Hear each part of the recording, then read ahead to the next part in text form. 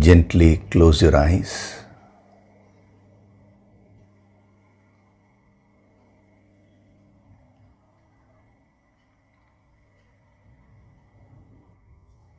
Do deep breathing.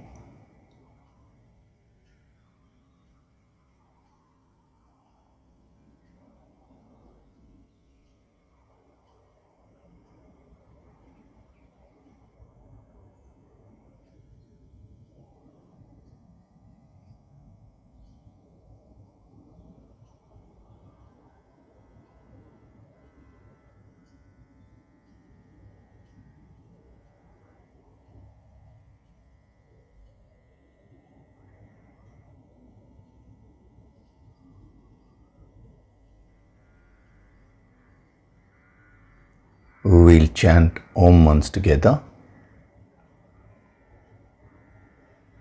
Synchronize the chanting of Om with your exhalation.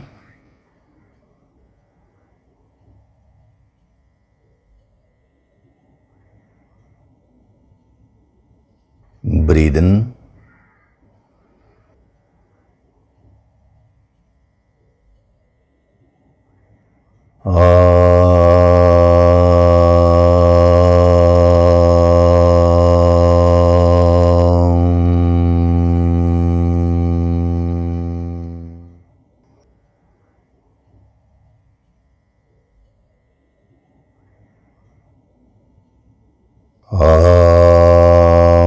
Sahana Bhavatu Sahanau Bhunaktu Sahaviryam Karavavahai Tejasvinavaditamastu ma Vidvishavahai.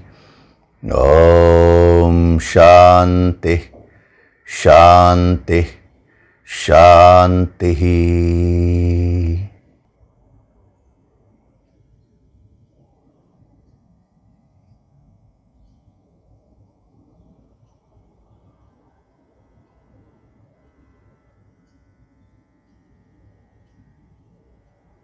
Gently open your eyes.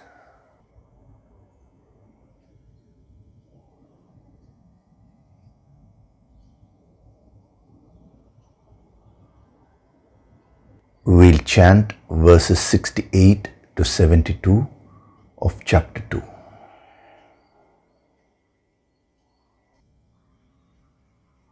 Tasmadhyasya mahabaho Tasmadhyasya mahabaho Nigrihitani sarvashah Nigrihitani sarvashah Indriyani-indriyarthebhyah Indriyani-indriyarthebhyah Tasya prajna pratisthita Tasya prajna pratisthita Ya nisha sarvabhutanam Ya nisha sarvabhutanam Tasyam jagarti sanyami Tasyam jagarti sanyami Yasyam jagrati bhutani Yasyam jagrati bhutani Sa nisha pashyato muneः Sa nisha pashyato muneः Apuryamānamachala pratishtham Apuryamānamachala pratishtham Samudramāpah pravishanti yadvat Samudramāpah pravishanti yadvat Tadvat kāmayam pravishanti sarve Tadvat kāmayam pravishanti sarve Sashantimāpnoti na kāmakāmi Sashantimāpnoti na kāmakāmi Vihāya kāmānyas sarvān Vihāya kāmānyas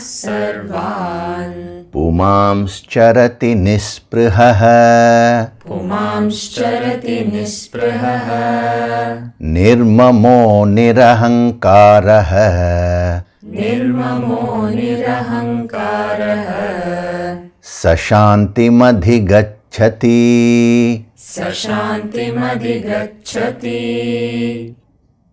एषा ब्राह्मी स्थितिः पार्थ एषा ब्राह्मी स्थितिः पार्थ नैनां प्राप्य विमुह्यति नैनां प्राप्य विमुह्यति स्थित्वा स्यामन्तकालेऽपि स्थित्वा स्यामन्तकालेऽपि ब्रह्मनिर्वाणमृच्छति ब्रह्मनिर्वाणमृच्छति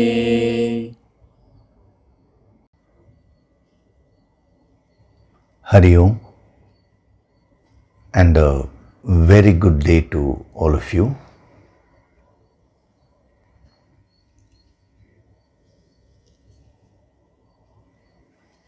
So we are in this verse wherein he gives this amazing example of an ocean, Samudram, he says.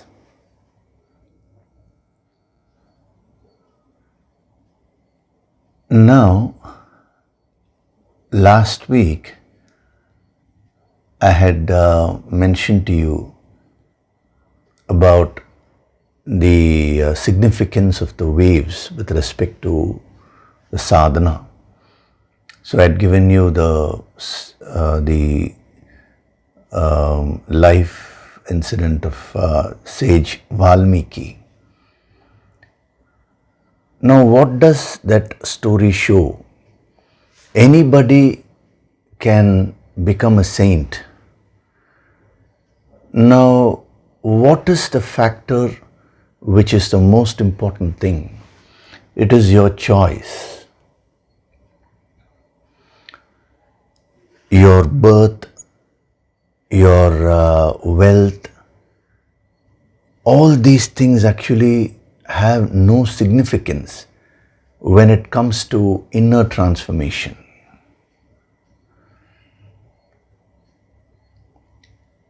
In the Upanishads, that is what the great masters say. Na karmana na prajaya dhanena, means it is neither by mere karmas, means by mere actions. Na karmana na prajaya, by merely being born in a particular family. Then na dhanena, means by being more wealthy, by having more wealth. Don't think all these are factors which can help you achieve self-realization. See, each thing in the world has its utility. If you buy a television, you can use it for a certain purpose, nothing more than that. If you have wealth with you, you can use it to purchase sense objects. Now, if you try to buy love using wealth, what you will get is not true love.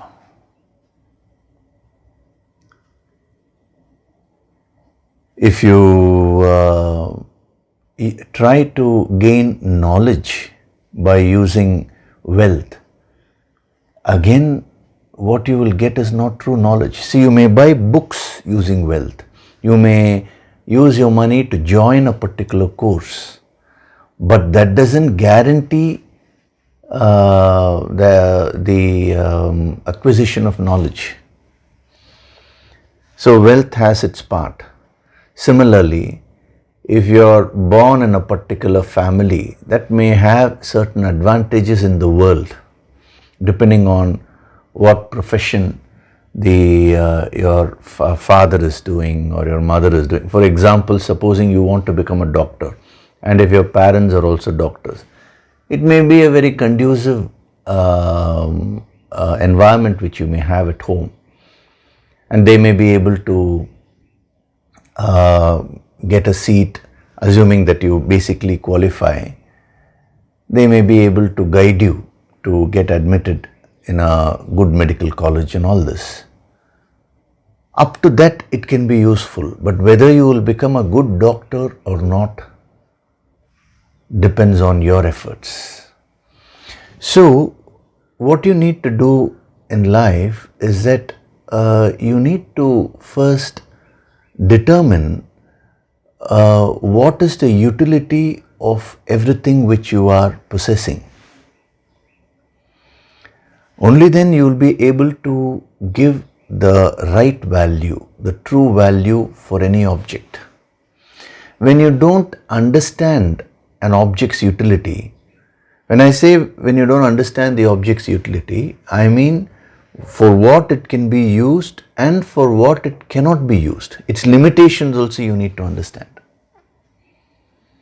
So when you gain that clarity, then you will use the world for whatever it is meant for, and you will also put in efforts with the right bhavana to grow spiritually.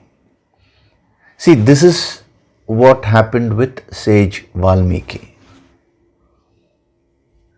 He had a family, he had his parents, then a son, he had his wife. Now, a family is meant for you to enjoy, to experience an enriching relationship.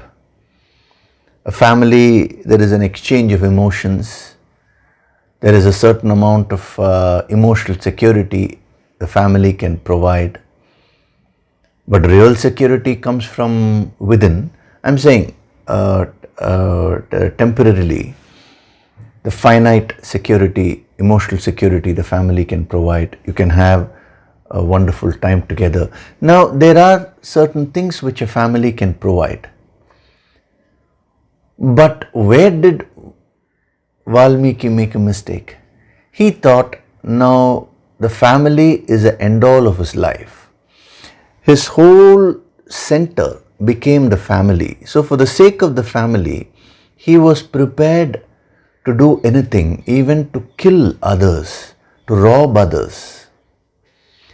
Now that is where he crossed the line. So when he met sage Narada, now sage Narada was not trying to pull him away from his family. See, remember one thing, a true guru will never try to pull you away from your life. He will actually try to enrich your life. So what was he trying to do? He was trying to make Valmiki understand that yes, you have a family, you're doing all this, but there is a limitation. Now you've gone to that extent of doing all sinful actions, you're killing others, you're harming others, and you're saying I'm doing it for the sake of the family. That is a justification coming out of ignorance. So he gave him that clarity and said, fine, you worked for your family, you did all the wrong things for the sake of them, but now will they take up your karmas? So when he got that clarity, immediately he asked sage Narada, so what should I do to burn up my karmas? So Narada gave him the empowerment. When a guru gives the empowerment, the spiritual evolution gets speeded up. And not only that, the fact that he said, okay, you cannot chant Ram, you chant Mara. That is fine, if that is comfortable for you. What is the message there? The message is actually Ratnakar, who became Valmiki, Ratnakar was a very, very pure person, basically. Even though he did wrong things, that was out of ignorance. The day he gained the wisdom, instantly he changed his path. So his bhavana was very pure. But due to his past habits, he was unable to technically practice what Narada had given him in a perfect way. But sage Narada said, it's okay, even if you make mistakes technically, your bhavana is good. Maintain the right bhavana. That will slowly help you to also perfect the technicalities. See, if you're technically very sound, but if your bhavana is not good, then that is very difficult. See, it's the most difficult thing to build is the bhavana. The technicalities can be learnt easily. That is why many people who gain the scriptural knowledge, they don't get transformed. Rather, they use that knowledge to criticize others. They boost, their egos get boosted because of the knowledge. They use it to judge others because their bhavana is not okay. So what a guru sees in a student is always the right bhavana, not whether the student is technically good or bad with respect to spirituality. If your bhavana is good and if you're sincerely trying to put in efforts, now it is a question of time. Even if you do things in a wrong way, God will give you that opportunity where everything will get corrected. So the key to spiritual progress is a good bhavana, is sincerity. That is why, when people send me emails or when they questions and somehow when they send it across to me, I always see what is the energy behind it. Even when you're putting down your points and all that, bhavana is very important. If you just mechanically type something, that is really not going to help you. So many a times, I find people with very good bhavana, they are unable to understand the subtleties of this wisdom. So they get into a complex. They feel that, I'm unable to understand this, so I will not progress. My answer to those kinds of questions which are constantly coming to me is that as long as your bhavana is pure, you don't need to worry. The Guru Shakti will go on guiding you. Even if you make a mistake today, tomorrow it will be corrected. So when, say for example, you're listening to this, if you sincerely sit with a pure heart and you say, I want to receive this wisdom. Now even if you understand these things in a wrong way today, it's a question of time. You will get an opportunity where the Guru Shakti will flow into your life and it will make you understand things properly. Whenever you're doing your Yoga Sankirtan sadhana, you should do it with the bhavana of sage Valmiki. Remember that. He didn't know anything. He was unable to even pronounce Ram. Can you imagine? Rama means that also he was unable to pronounce. He had done atrocious actions. But in spite of all that, his bhavana, it was so nice. He was so sincere. He wanted to sincerely get transformed. See, due to lack of exposure, he didn't know what was right and what was wrong. But the day he was exposed to this higher wisdom, the day he got the empowerment, now he sincerely wanted to transform himself. That is exactly what a guru wants. And sage Narada, being such a great saint, he guided him. So, when you are in the spiritual path, you should be full of self-confidence, but at the same time, don't go to the other extreme, don't become overconfident also. See, you should be in the center. Whenever these kinds of points are given, they are given to uplift your spirits whenever you're down. But you should be careful that you should not become overconfident with this wisdom. So at that time, again you should pull yourself back. See, lack of confidence is also ego, overconfidence is also ego. This is inferiority complex, that is superiority complex. As a sadhak, you should strive to have confidence in yourself, in the process, and in the goal. The day you lose the faith in any one of these, it will become a block in your spiritual path. Actually, these principles are not applicable merely in the spiritual path. Every principle which is being given can be applied in any field you want.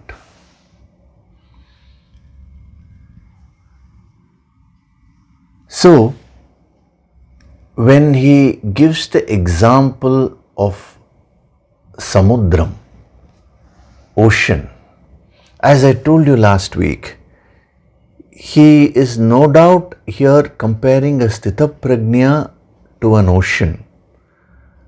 But what you need to understand is that you and a Sthita Prajna are not two different individuals. It is you who is going to get transformed into a Sthita Prajna. So the same ocean example is applicable to you also. Even though you may not be a Sthita Prajna today. It is very interesting. Whenever we talk of a perfect soul, of an enlightened being, we always think of somebody else.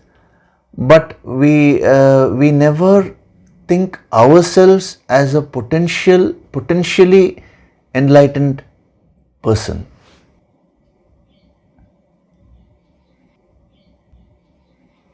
So you are a potential Sthita Prajna. And so when he says the Sthita Prajna is like an ocean, you are like the ocean, then what is the difference between you and, that is you right now, and you when you become a Sthita Prajna? Let us put it that way. See, when we say what is the difference between you and a Sthita Prajna, we are not trying to say that you cannot become a Sthita Prajna. It is only for analysis that we separate. But actually what it means is you are at a particular level today, and when you become enlightened, you become a Sthita Prajna. So what is the difference between you when you are not realized and you when you become a Sthita Prajna? You are the ocean. So when you have not yet become a Sthita Prajna, you are at the surface level, the waves level. When you become a Sthita Prajna, you've gone to the depth of the ocean. That is, your consciousness has risen, and you are centered in the depth of your soul, depth of what is there within you, which is nothing but the infinite. Your soul is the infinite. So when you understand it this way, then these verses actually are directly relating to your life. See, when you're studying the Puranas, when you're studying any scripture, now there is always a tendency to read it not as a part of your life, but as somebody else's life. See, if you, for example, if you read the Ramayana, remember, he is not talking of merely Rama's life there. Whatever experiences Rama went through, the ups and downs of life, you will also go through in your life. It may not be exactly the same experiences, but similar experiences. If we are studying, if you're reading the Mahabharata, all the incidents which are happening in the Mahabharata actually happen in your life. So you should read your life through these verses. That is what the yogic approach is all about. When you separate your life and read these verses, then it is no longer the yogic approach. So, when he talks of Samudram, I'll give you another very important a point for self-transformation, for bringing about a positive change in your life. That is, when he gives the example of Samudram, he is no doubt comparing the individual, that is the self-realized person, with the ocean. But these great masters give another powerful principle, and that is, you are the center of your life. According to whatever you are, your life also is structured that way. The world is a projection of your own bhavana, of your own thoughts, your own emotions. In the Prana Tattva level 1 empowerment, I will be giving you a special empowerment to get established in this. You know, when I give you the empowerment for aura expansion, this principle will also be covered, which is so important. That is, whatever is happening in your life today, your entire world is a projection of what is there within you only.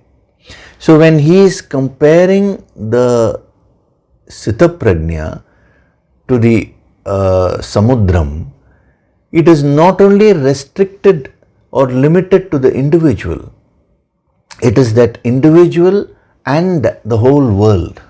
The world is also like an ocean only. The world has waves, agitations. The world has depth. So when you transform yourself, you will find your world also getting transformed. Your life itself, all your experiences will get transformed. See, when he talks of Shanti, Saha Shantim Apnoti, there are two things. One is what you feel within you, and the other is what is the world which you are experiencing. So a Sthitaprajna is not merely is not a person who merely experiences Shanti within himself, and then when he contacts the world, now he loses all the peace. Then there is no use. He is a person who maintains the peace whether he is all alone by himself or whether he contacts the world. This point we'll be seeing more in the next verse. See, this verse, that is verse number 70, talks more about Shantihi with respect to the person. Now, when it comes to verse number 71, he'll be talking of Shantihi with respect to the expressions and how he contacts the world and still maintains the peace. So anyway, we'll be doing that in detail. But now itself I am giving you these tips so that when we come to that verse, it will become very easy for you to understand. So one is to feel something inside you when you're all alone by yourself. The other is to maintain that positive state when you are contacting the world. Both are actually equally challenging. See, for you to, when you're highly agitated, for you to sit and calm down is very, very difficult. Now let us say you have achieved that. Thereafter, what is the next challenge you'll face? When you go and interact with the world, to maintain that state of peace. So when he says Saha Shantim Apnoti, he is not talking of merely when he is all alone by himself. When he is transacting with the world, he is able to maintain the same peace. So you should do your sadhana to such an extent, you should gain this wisdom to such an extent where whether your eyes are closed or whether your eyes are open, you are established in that state of peace. For a Sthita Prajna, there is no particular action which is spiritual. Everything which he does becomes spiritual. See, it is very interesting. The word Samudram means ocean. It also means the sea.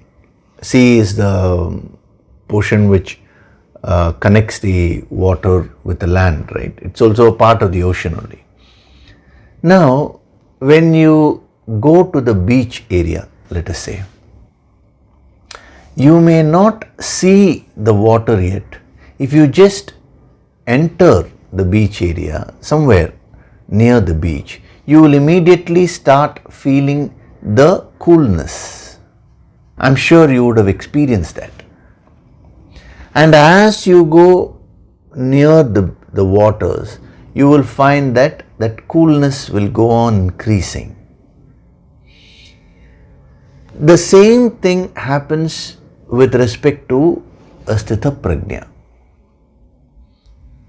He is very, very peaceful within, and then what is the effect which he has to the world outside?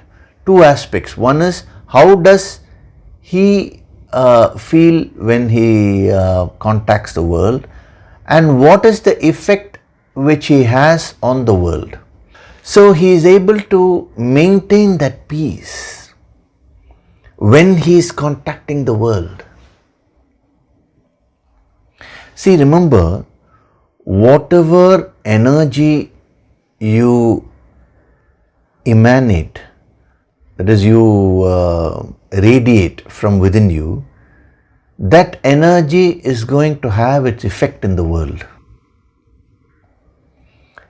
So if you go anywhere near the beach area, why is it that you feel that coolness? Because the waters essentially have that quality. Supposing the nature of water is the opposite, it is very, very hot, then the moment you enter the vicinity of the beach, you will feel very hot. So a spiritually developed person, he goes on emanating the peace. So these three aspects you need to understand. One is what you feel from within. The other is what you feel when you contact the world. All the sadhana, personal sadhana which is being done to install all these qualities and all that have to be tested out in your life experiences. And don't worry if you lose your the so-called spiritual qualities when you contact the world. That happens to every sadhak. You need to do the basics and keep on doing your sadhana. Slowly, slowly, you will find that in your life experiences, you are able to maintain all the positive qualities like peace, cheer, love, the happiness, all these things, even as you are going through the various experiences. Now, this is the second aspect. And then comes the third aspect, which is what is the effect which you have on the world. What is the effect means through your energy. What is the kind of energy you're radiating through your expressions? It could be your speech, it could be your actions, any way you express yourself. What is the effect that has on the world, on others? All these three we can get just by going deep into this word samudram. So samudram means so deep. So a sthita prajna is one who is always rooted in the depth of the infinite when he is all alone by himself. Okay, he is now contacting the world. He is expressing himself.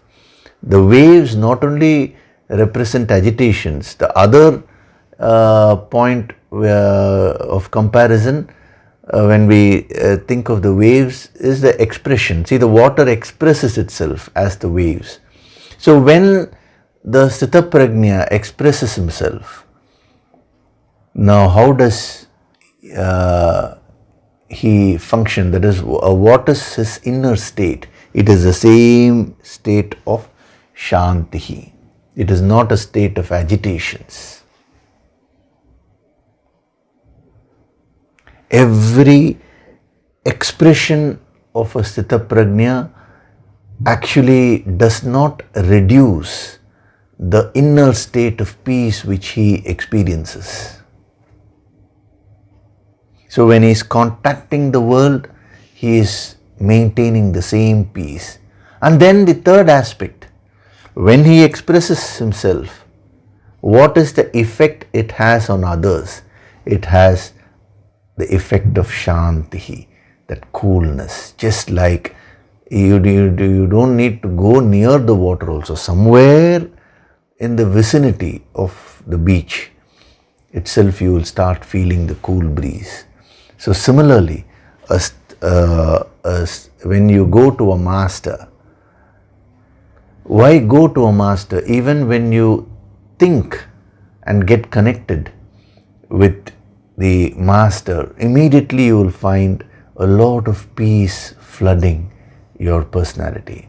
Your entire mind becomes very calm. So that calming effect is what a sthita prajna has on the world.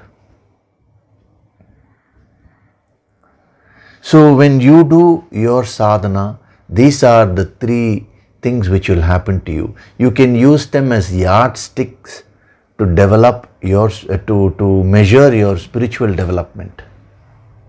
What are the three yardsticks? Three yardsticks are essentially one only, shantihi, but three different applications.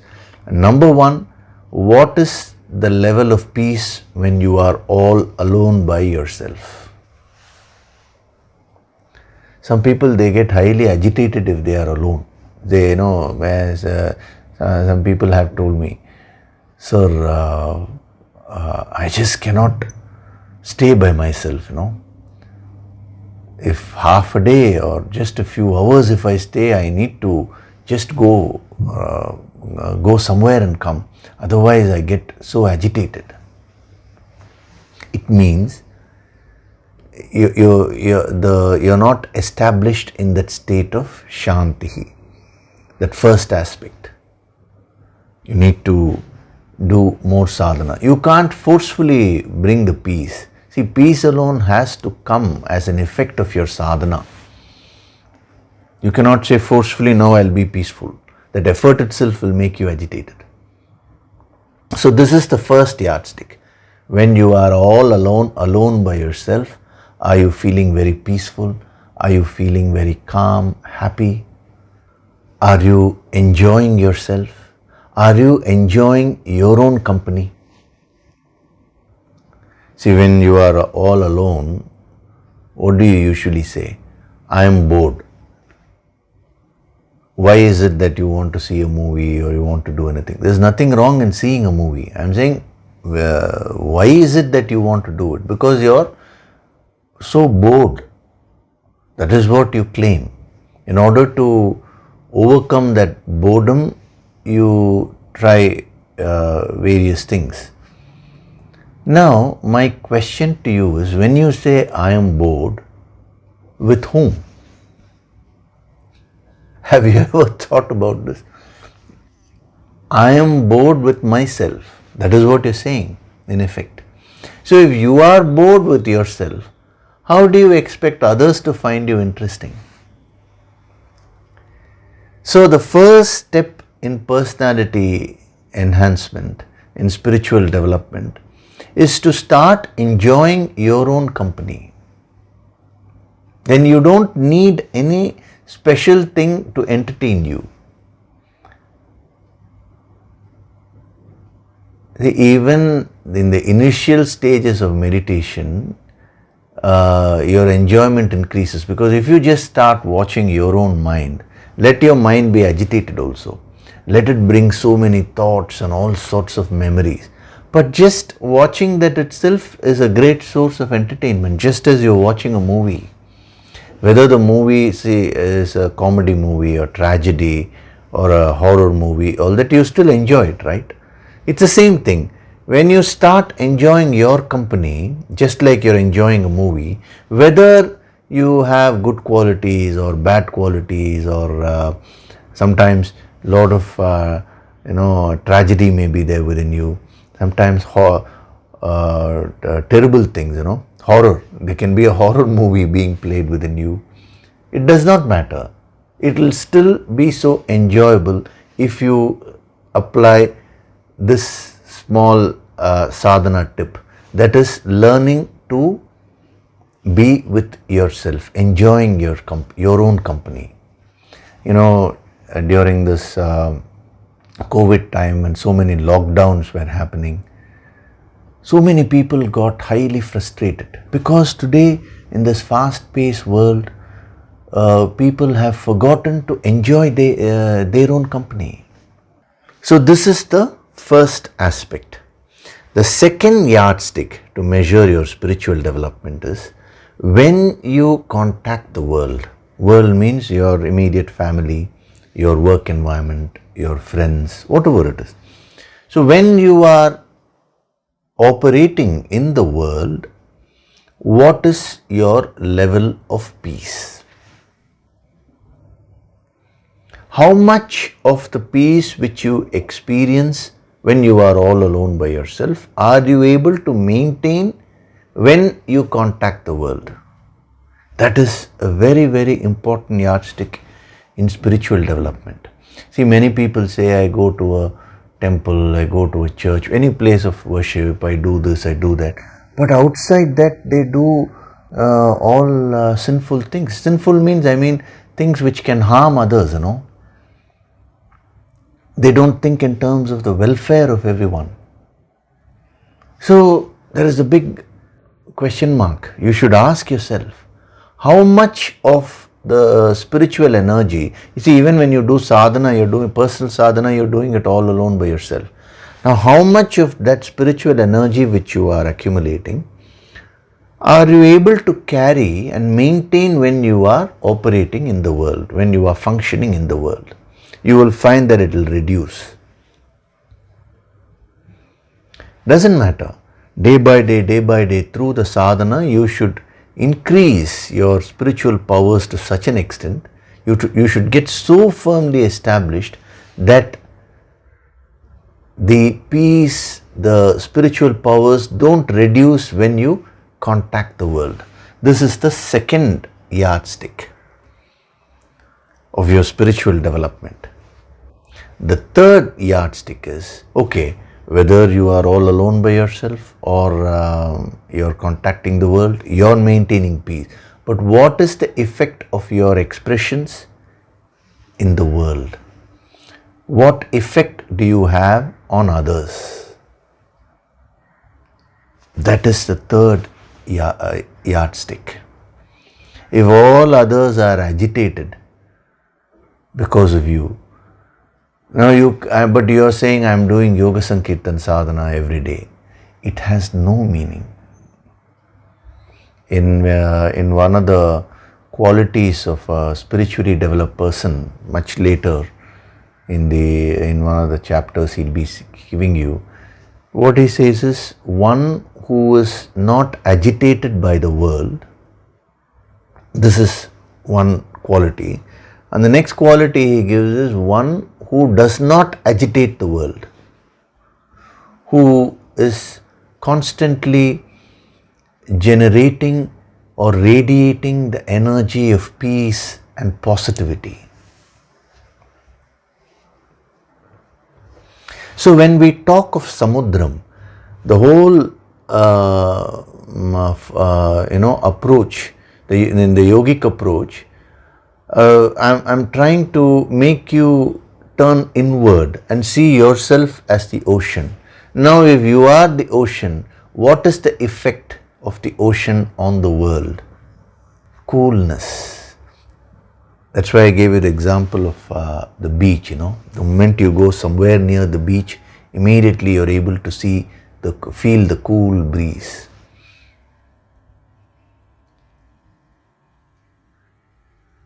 So you should apply the wisdom at these three levels, the Shanti, that is the Samudram and Shanti. When you join together now, you get these powerful tools for sadhana.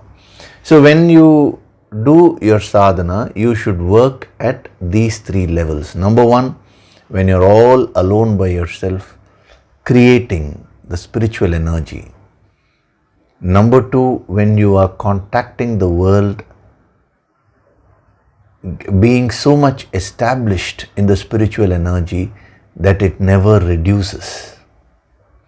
And then number three, all your expressions should cause a positive effect on others around you. If you say, I'm practicing this wisdom, then your family members should first feel that, because they are your immediate family. You should become so loving, so affectionate, full of unconditional love, that all of them rejoice in your company.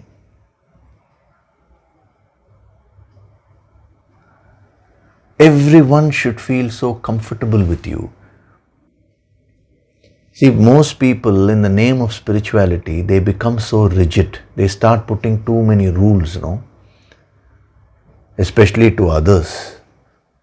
They become highly judgmental. Now when that happens, others will not feel comfortable with you.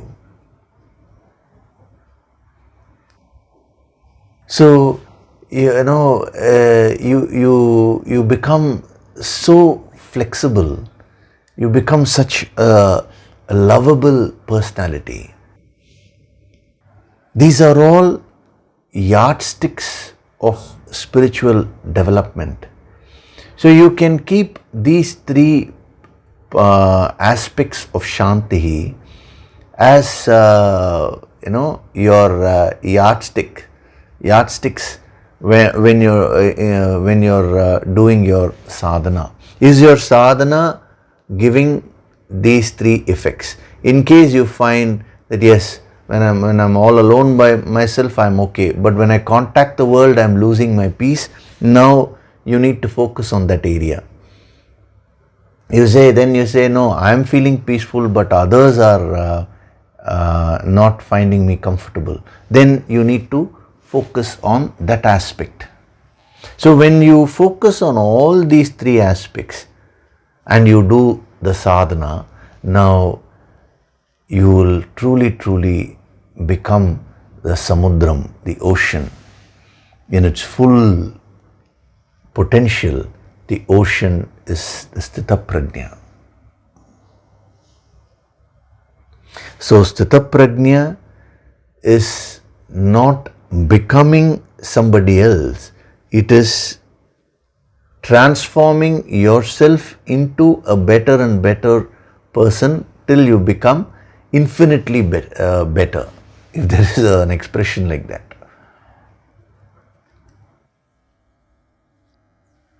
So, as the ocean remains unmoved, when it is filled with water from all quarters, so does one obtain peace.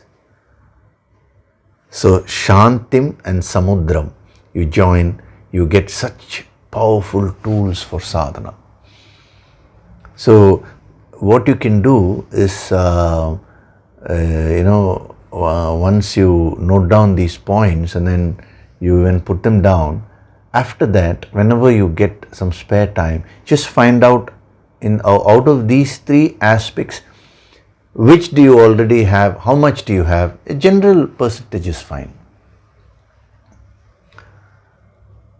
Some people, they are very comfortable staying alone, but they are not comfortable while interacting with others. So they will have to focus on that aspect. Some people are too extroverted. They are so happy when they are moving with others, but when they are all alone by themselves, they feel insecure. Then they need to practice this aspect. And the third aspect is so important. What is your effect in the world? It is not merely what you say, but it is the energy which you are radiating. So all your family members, your near and dear ones, your friends, they should feel very comfortable with you. If they are not feeling comfortable, then you should work on that aspect by doing your sadhana and building a powerful bhavana, a very, very positive energy within you.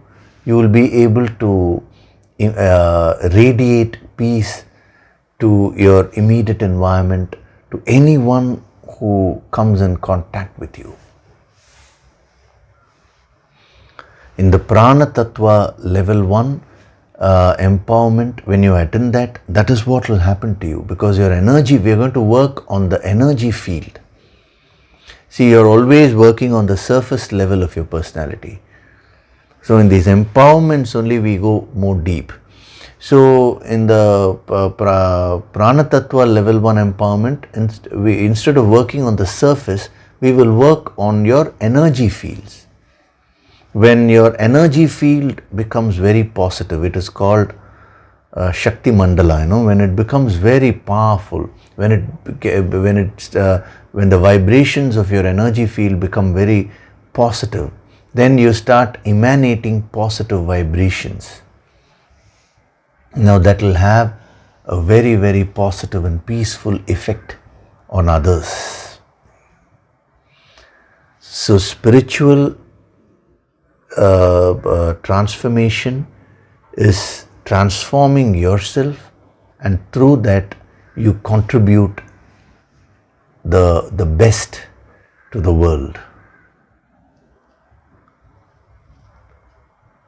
Okay, so does one obtain peace.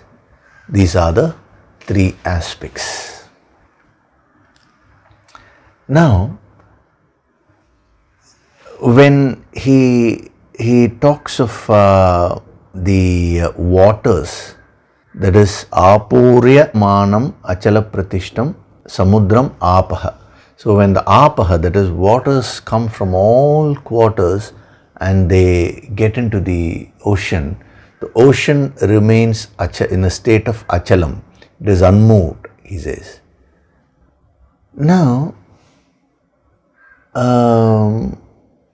it is such a powerful principle he is giving. The most interesting part is the waters which come and join the ocean can be so varied in nature. See, the waters can be different, can have different colors, they may taste differently. Some waters may be dirty, some waters may be clean, some may be of lesser quantity, some may be more. So it's totally varied. But when they all come and merge with the ocean, now the ocean accepts everything equally and remains unmoved. So the waters here are being compared to the world, that is the objects of desires, objects of the world. and the ocean to the Sthita Prajna. So when the waters come from different sources, as I told you, different colors, shapes, tastes and all that, the ocean is so vast, it has the capacity to absorb all that which the waters have and still maintain its level of purity. So what is the message here?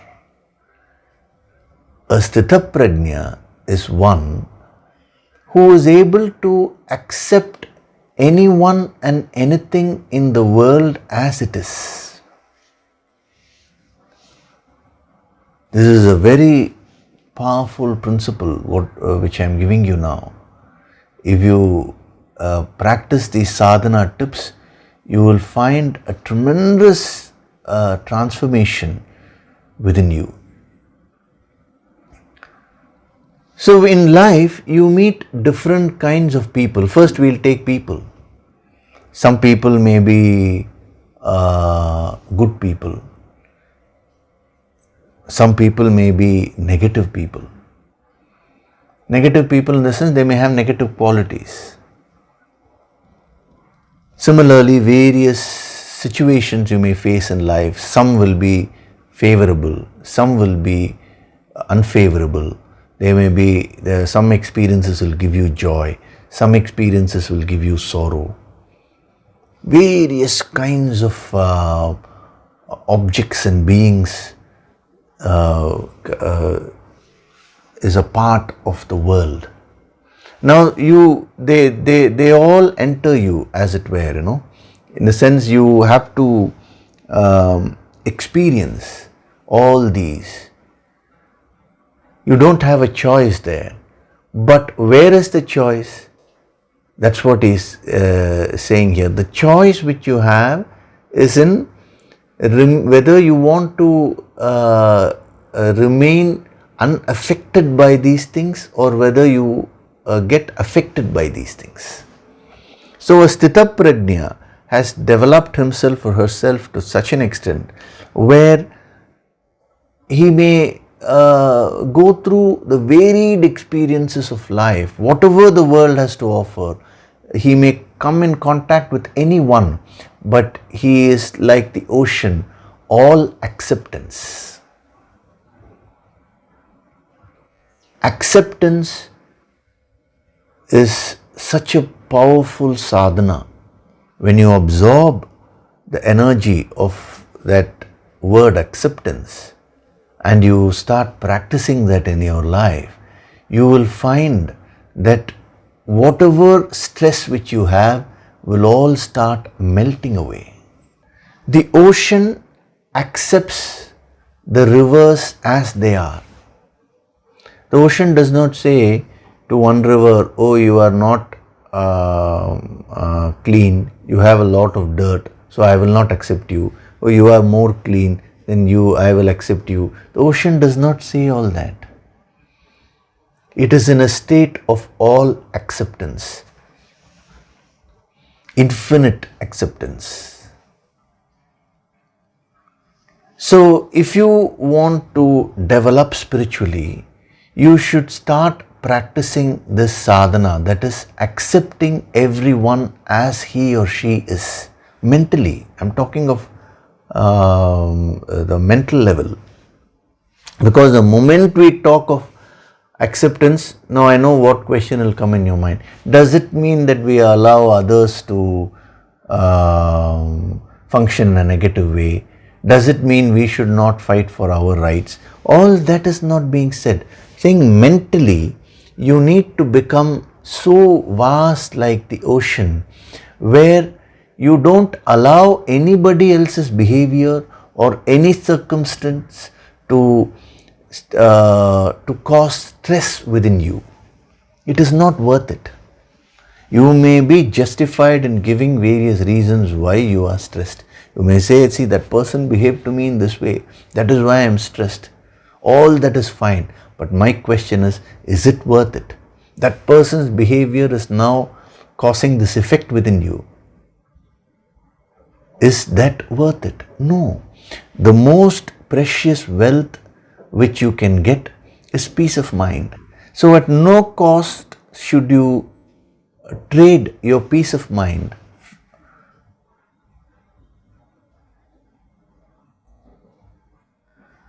So accepting things as they are is the next sadhana tip which we get from this verse. Just as the ocean accepts everything which is being thrown at it, and the beauty is it remains in an unaffected state. So acceptance is not a state of weakness. See, if you are unable to fight back, then you say, okay, I accept. That is forced acceptance. We are not talking of forced acceptance. We are talking of acceptance with a choice, like what Lord Krishna did. He had the capacity to fight, but he chose not to fight in the war. He said, I am not going to wield any weapon. That is out of choice. Supposing you don't have the ability to fight at all, and then you say, I will not wield any weapon, there is no meaning in that. So most people, they understand acceptance in a negative way. They become weak in the name of acceptance. No. Wherever correction is required, you need to act. You need to correct situations. Whatever situations you can correct, things which are under your control. Now here we are talking of a sadhana at the mental level. Let us say a person has a negative quality. If you are unable to accept that person as he is, now you will get agitated about his negative quality. He may not even come and talk to you. Just by thinking about that person, you may get agitated.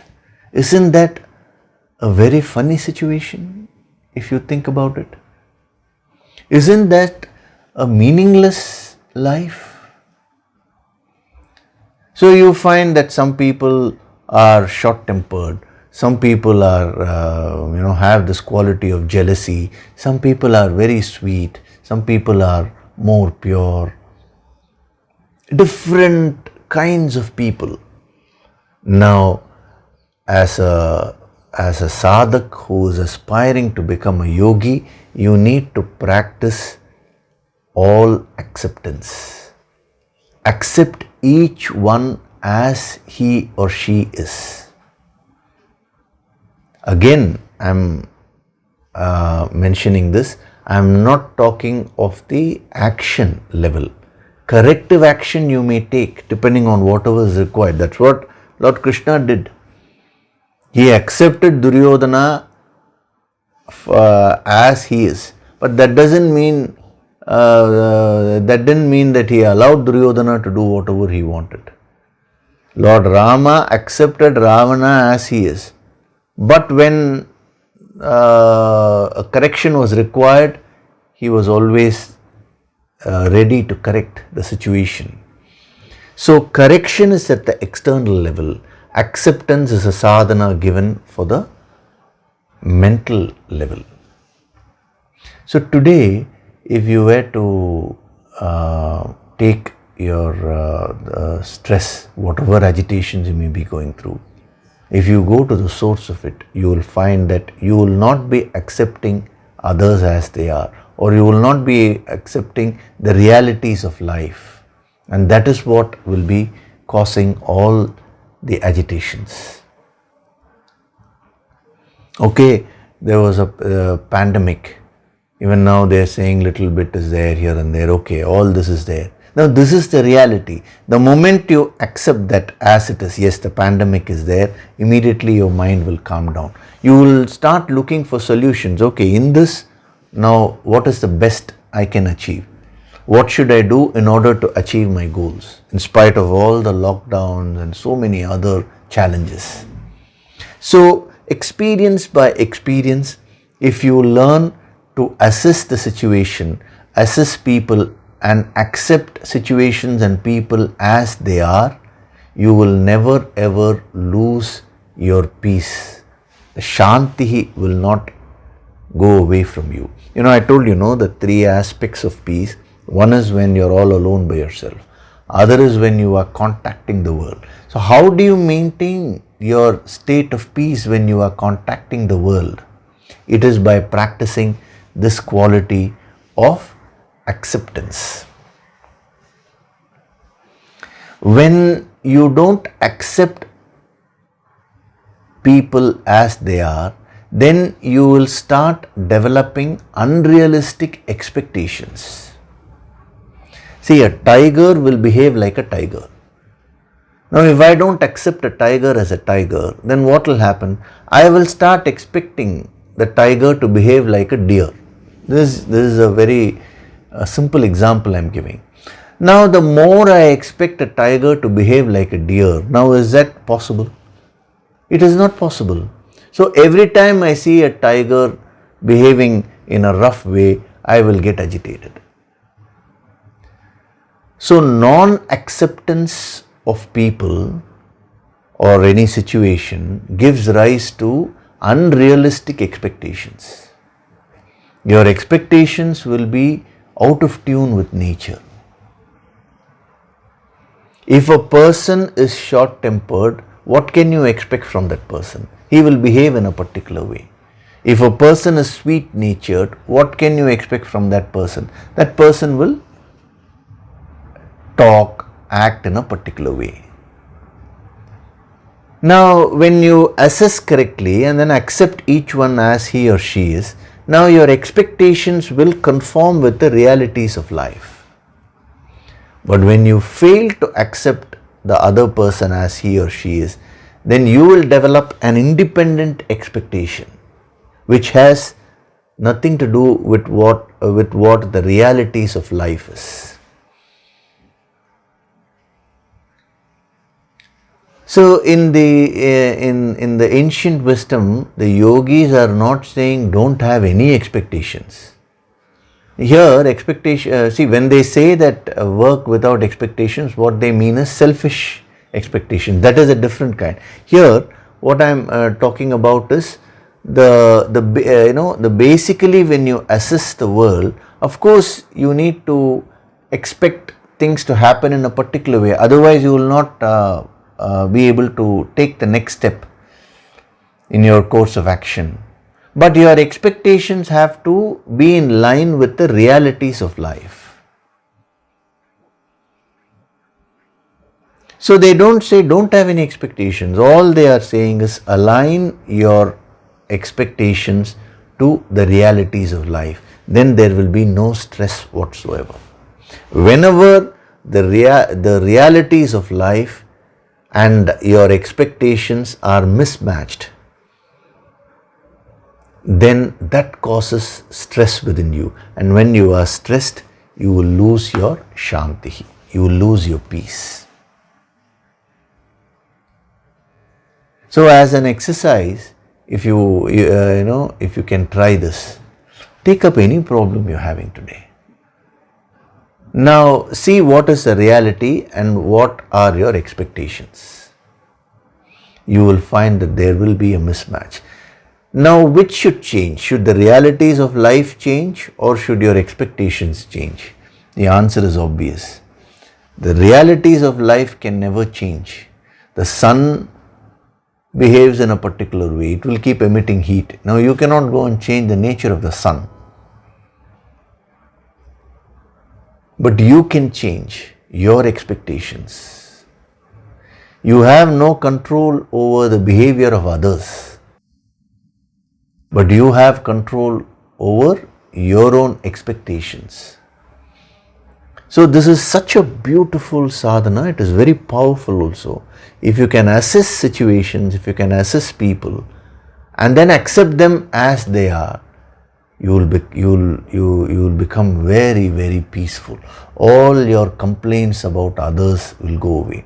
Instead of complaining about others, you will start looking for solutions. How should I deal with this person? Rather than getting affected by that person's negative quality. On a day-to-day basis, if you have to move with someone who has let us say a negative quality, the first thing that will happen is you will get affected. Now if you practice this sadhana of assessing that person, yes, this person has this negative quality, number one. So I accept him or her, whoever that is, I accept him as he is. Immediately your mind will get calmed. Now at the action level, how should I deal with this person? What psychology should I use? What are the things which I should do to get whatever results which are required in that situation? It could be your team member in your office, it could be your own spouse, it could be your friend. It doesn't matter who that person is. But you will begin to think about solutions. How do I act? How do I speak? Or what method should I employ in order to get the desired results? Now when you don't accept, now you will expect that person to behave in a way which is not in conformity with his nature. That is which is the reality, So that is going to cause a lot of stress. And when you are stressed, when you move out of the state of peace, you will not look for solutions. Rather, you will be endlessly complaining.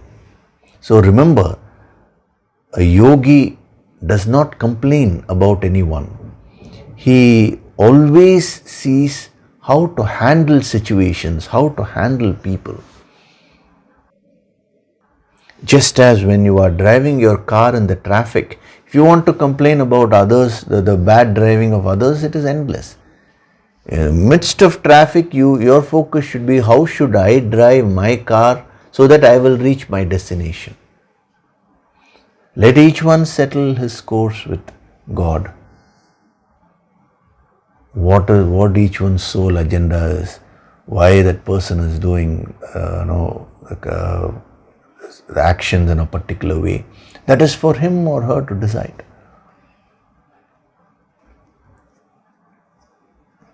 So acceptance, I accept things as they are, I accept people as they are. Very, very powerful sadhana. This was taught by Lord Yama to Nachiketas in the Katha Upanishad. Very transformative, In today's meditation, I will install these principles with your deeper minds, and then after that, you need to, of course, practice. See, in every situation, practice something which inspires you. This will be very, very useful to enrich your relationships, to to become peaceful amidst so many things which according to you may be going wrong today. Instead of judging whether this pandemic is right or wrong, if you can just simply accept it, yes, this pandemic is there and this is what is happening right now. Now what should I do? So the moment you accept, your mind will calm down and you will start looking for solutions. Like this now you apply in all other areas of your life also. Whenever you face any challenge, okay, these problems are there. This is what life is. Now don't resist it mentally. Your mind will calm down. It will get into a state of shanti. A calm mind is very conducive to seek when you are seeking solutions. An agitated mind is not at all conducive. So when you become very calm and you get into a state of shanti, now you can ask yourself, what should I do? What has to be done in order to get the desired results? Accordingly, you will change the time frame also. Yes, if you're going if you're traveling on the road, and if there is a block there, now you will have to take a diversion and again go back to the same road later. You will join. In that process, you will have to now change the time limit which you may have set earlier. So accordingly, according to the realities, you have right expectations and you go on achieving whatever you want to achieve in life. You go on progressing in life. If you start getting agitated, if you are unable to accept things as they are, if you are unable to accept people as they are, now you will develop a lot of complaints. You will get into a complaining mode. You will lose all your peace of mind. The result is you will not progress in your life. The choice is yours. As a sadhak, you should always choose the positive. Okay, so now we'll do the meditation. Just relax yourself completely. Sit in a relaxed position.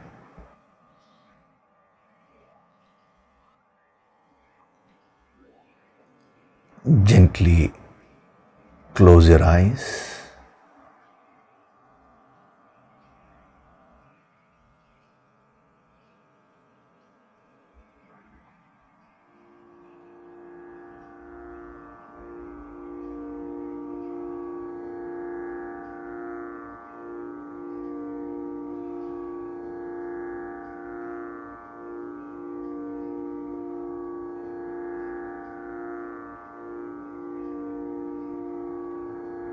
Breathe in a very deep way.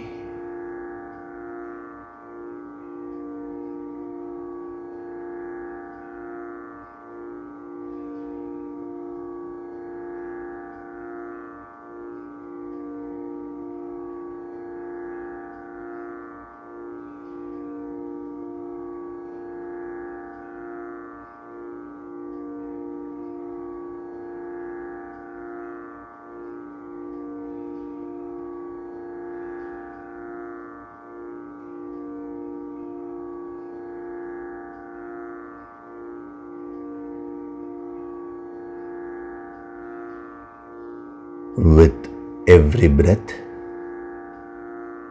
I am entering into a state of Shanti, total peace.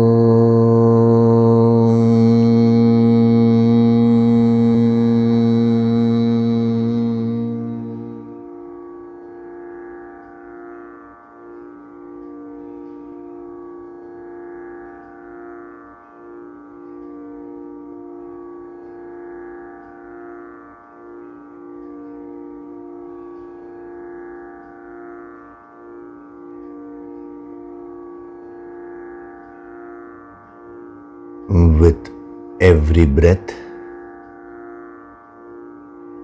I am becoming very, very deep.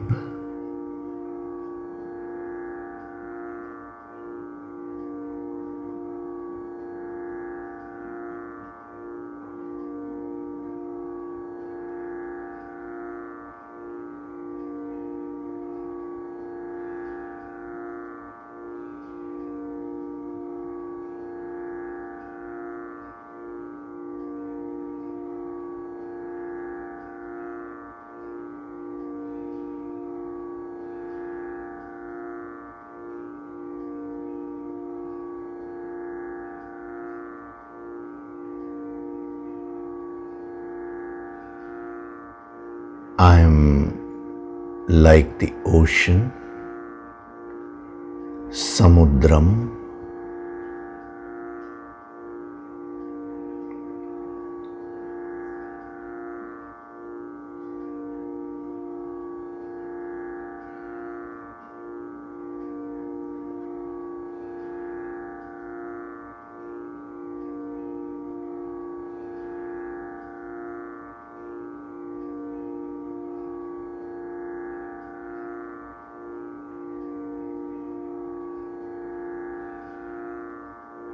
I am always in a state of Shanti, infinite peace.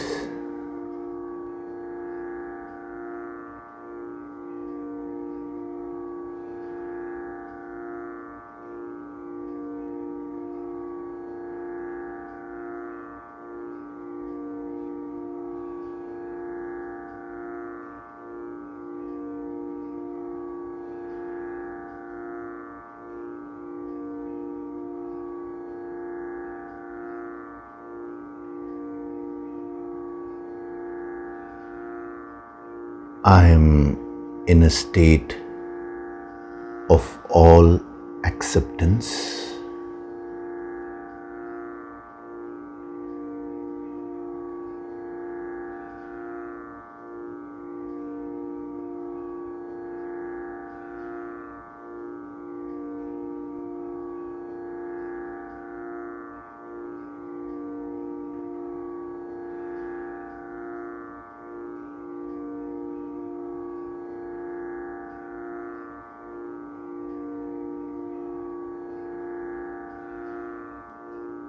I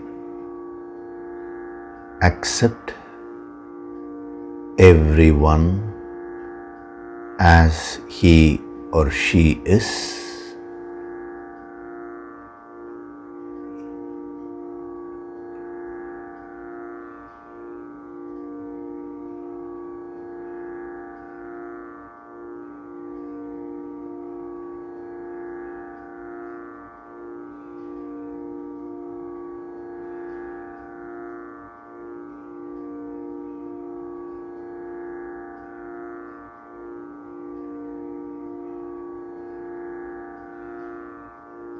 I accept every situation of life as it is.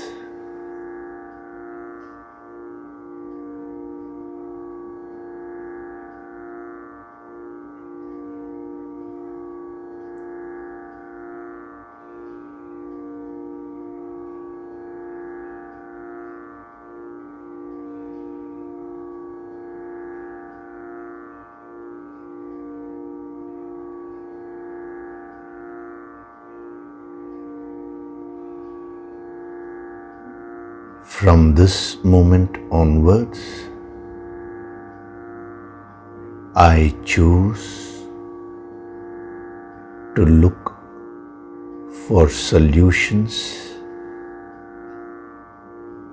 in any given situation.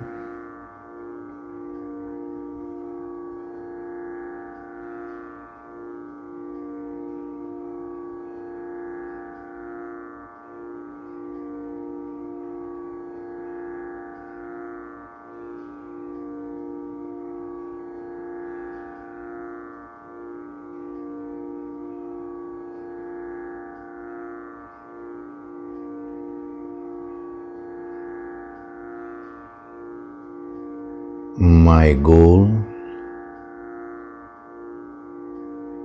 is to go on progressing and becoming one with the infinite.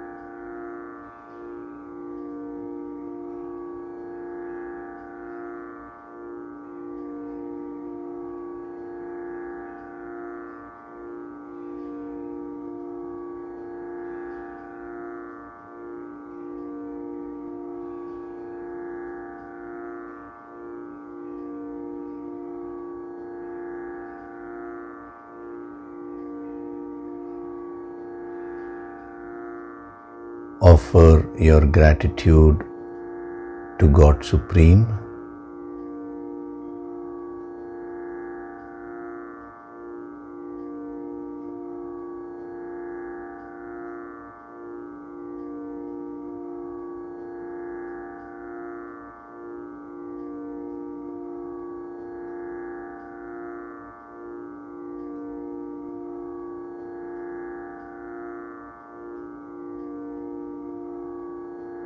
Offer your gratitude to your Guru and all the holy masters.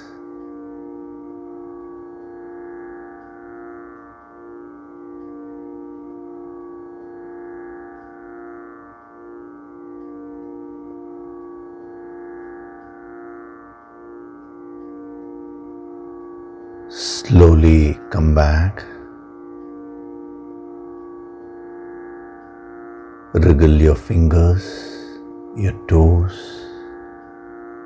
Rub your palms together to create a warmth.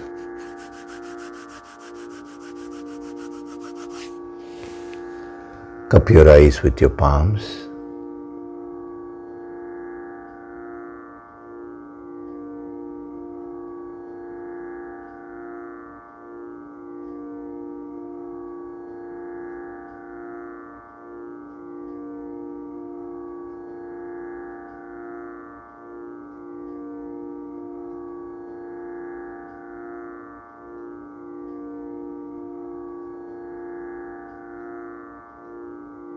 Gently rub your eyes, cheeks, forehead, top of the head, back of the head and neck.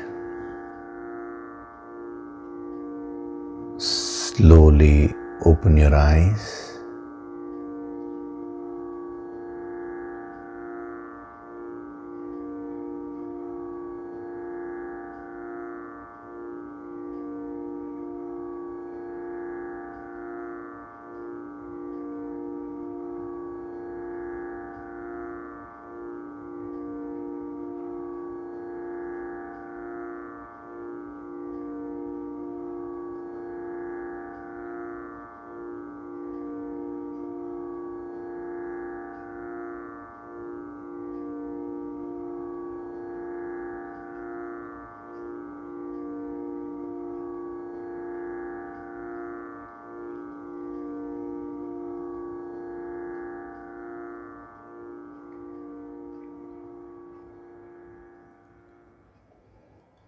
Welcome back.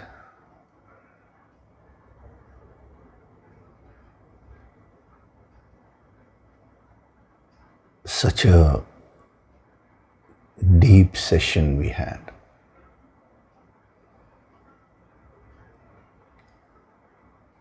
That is the power of these verses,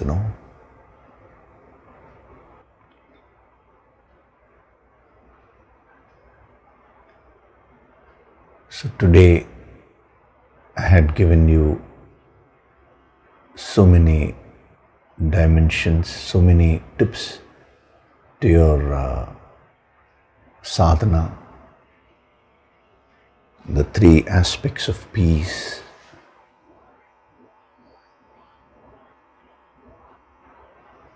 then the sadhana of all acceptance.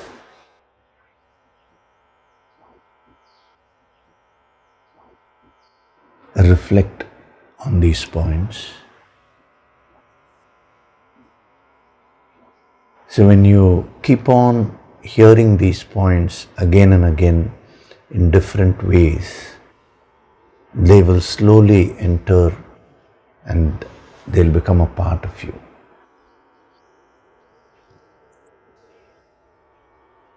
You may find that the same points may be repeated again, but every time it is explained, there will be some more dimensions which will be opened up. Different angles will be provided. So what you need to do is just absorb everything as it is given to you.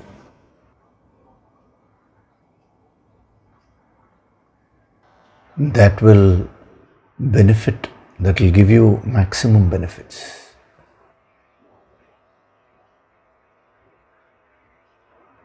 One important thing is regarding the message which Donna Silvestro has shared, the YouTube section she had put, where I'm not reading the whole message here. Donna, you mentioned that your mother passed away, due to which you had to skip one Sunday session, and even you were a little bit out of touch with the sadhana, and now you started doing it again. Firstly, I pray to God Almighty that your mother's soul gets ascension. That is bound to happen because now you're a sadhak and you're doing the highest sadhana of Yoga Sankirtan, and you're into the yogic approach with the grace of all the great masters. You know, the efforts which you put in will also benefit your parents, your immediate relatives and friends that is there. Now, one important thing which I wanted to tell you is, when someone near and dear to you passes away, there will be a lot of sorrow. Now, the yogic way of handling that is, number one, at any cost, don't miss your sadhana, whether it is a Sunday discourses or daily Yoga Sankirtan, because it is during that time where you need the sadhana more. You require more strength to be able to face a challenge. So gently, when such a thing happens, we may get a break. That is fine. You had a break, you again come back. But even in future, and to all others also, whenever you face a challenge, this is a very big challenge, like a near and dear one passes away, remember that is a time where you need to ensure that you're doing the basic sadhana properly. The emotions may not cooperate, but you need to do that, because that is a time where you require the spiritual energy more, number one. Number two, don't resist sorrow. Whenever the sorrow comes, you can do the deep breathing. You can breathe in through the nose and breathe out through the mouth, the yogic technique which I had mentioned in one of the earlier sessions. And you can connect to God, you can connect to the Guru Shakti, and that will help you to release that sorrow. So every now and then, whenever the sorrow surfaces, without resisting it, just do the deep breathing by getting connected to the higher. And if you feel like crying, allow the tears to flow. Sometimes you may feel like crying, sometimes you may not. All these things do not matter. The important thing is for you to go on releasing the sorrow. That will not only help you to come out of the sorrow faster, it will also help the person who has passed away, the soul of that person, to ascend. This is very important. And anyway, you're going to do the Prana Tattva level 1 empowerment. So automatically the mother's soul will be receiving the healing energy because you are karmically connected to your mother, to your father. Actually, the first connection is with your mother only. So kindly follow this. The other doubts, there is many doubts which sadhaks have sent regarding the Prana Tattva. They will all be answered in the next week. It is not very big doubts, but it's more of doubts regarding the technical aspects of the course which have been asked. So those will anyway get solved when you attend the course. So I cannot explain everything which I'm going to do in the course now. For that you need to attend the course only. Okay, and keep doing the preparatory meditations, the regular daily sadhana. Those are all very important.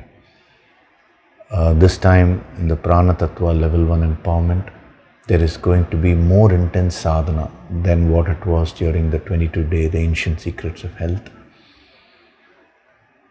So the preparation is very important. And all the sadhaks, don't forget to at least do half an hour of physical exercises every day. If you remember the yogic kriyas which were taught in the earlier courses, do them. If you know some other yoga, do that. If you're a martial artist, practice martial arts, something at least for half an hour. Nothing else, you can do brisk walking to balance out the energies. So every day, minimum half an hour, kindly do that. And even during the 22-day course, it is a must that you do some physical activity. Okay? So thank you very much. See you in the next session. Hari Om.